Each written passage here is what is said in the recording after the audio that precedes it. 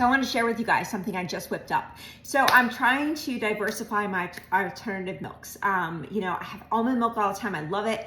But again, you can have too much of one thing, and it's good, like just like food, to have diversity in the milks you're drinking every day. So, you know, when you make your own nut milk, you have to soak and you have to strain, and a lot of people don't want to deal with that. So I made hemp seed milk, and sometimes when you make hemp seed milk, it's just like hemp seeds and water. It can feel very like not creamy. So I decided to change it up a little bit. So I'll show you what I did. So basically I took 2 cups of filtered water, I took 1 cup of hemp seeds, and I took 1 cup of full fat coconut milk.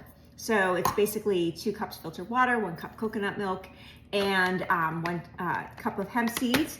And then I added 2 tablespoons of unsweetened shredded coconut. And then I added a teaspoon of vanilla extract and a pinch of pink Himalayan sea salt. I mixed it all together. And then at the end, I wanted to add a little bit of coconut butter because I wanted to give it even a more kind of creamy, sweeter kind of flavor. And the result is good. And I haven't strained this. The reason I'm not straining this is because I want to have the hemp seeds. I want to have the nutritional value in here. And I'm going to use this for, you know, base, for overnight oats or like buckwheat groats, that kind of thing. This will be that. And yeah, so I'm not going to strain it, and I'm going to see how it is. But I will say it's really creamy from the coconut milk. Like, it tastes good, at least to me. If you want to sweeten it, you can always add in date. You can add more vanilla. You can just like maple syrup, whatever you want. But to me, this tastes sweet.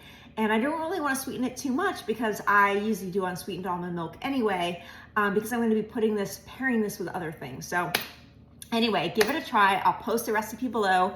Again, I just made this on the fly, so if you want to strain it, strain it. I think it will be something that you're going to have to shake. You're definitely going to have to shake it or stir it each time before you do it, like any nut milk. So anyway, give it a try and let me know.